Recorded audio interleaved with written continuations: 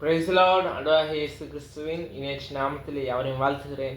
கடந்த மாதம் முழுவதும் கண்மணி போல காத்து 6 மாதங்கள் கிருபையாய் காத்த தேவனுக்கு ஸ்தோத்திரம் உண்டாவதாக. 7ஆம் மாதத்தையும் காண செய்திருக்கிறார். இன்றைக்கும் ஒரு வார்த்தையை உங்களோடு பேச விரும்புகிறேன். அது எசேக்கியேலின் புஸ்தகம் 3ஆம் அதிகாரம் 19ஆம் வசனம்.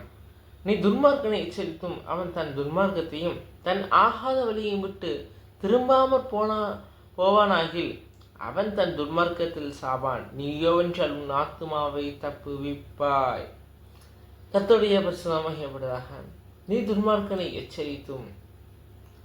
இன்றைக்கு கிறிஸ்தவர்கள் எப்படி இருக்கிறோம்? ஆண்டவர் சொல்கிறார், நீ துன்மார்க்கனை எச்சரித்தும் அவன் தன் துன்மார்க்கத்தையும். துன்மார்க்கன் யார்? பாவம் என்றால் கர்த்தருக்கு ஆகாதது எல்லாமே பாவம்தான். அப்படிப்பட்ட பாவத்தில் இருக்கிறவர்கள் நாம் எச்சரித்தும் அவர்கள் அதை கேட்காமல், ஃபார் எக்ஸாம்பிள் விக்கிரக ஆராதனையில் இருக்கிறவங்க ஒருத்தங்கள்ட்ட நாம் போய் சொல்லுறது தவறு, வேதத்திற்கு எதிரானதுன்னு,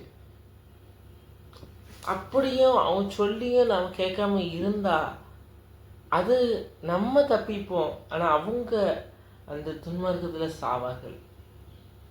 நம்ம சொல்லாமல் இருக்கிறது தவறு என்று வேதம் நமக்கு தெளிவாக எச்சரிக்கிறது. நம்ம சொல்லி அவங்க கேட்காம இருந்தா ஓகே, இது கடந்த நாளுடைய செய்தியின் தொடர்ச்சி தான். சொல்லி கேட்காம இருந்தா ஓகே, ஆனால் நம்ம சொல்லாம இருக்கிறது தவறு. அது இந்த மாதிரி கிறிஸ்தவர்கள் இதை தொடங்க வேண்டும். அதற்கு நாம் எப்படி இருக்க வேண்டும் என்றால், நாம் பரிசுத்தத்தை காத்து கொள்ள வேண்டும். நாமும் பரிசுத்தவான்களாக இருக்க வேண்டும். நாம் சுவிசேஷம் சொல்லாதவங்களாக நாம் எப்படி இருக்கிறோம் என்று பார்க்க வேண்டும். நாம் இந்த காரியத்தில் சரியாக இருக்கிறோமா? நாம் அவர்களை போய் அவர்களுக்கு போய் இந்த சுவிசேஷத்தை அறிவிக்க வேண்டும். அப்பொழுது அவர்கள் கேட்காமல் ஓகே, தட்ஸ் ஓகே, ரைட். ஆனால் அவங்க நம்ம சொல்லாமல் இருக்கிறது ரொம்ப ரொம்ப தவறு. மகனே மகளே, இந்த மாதத்தில் தொடங்குவோம்.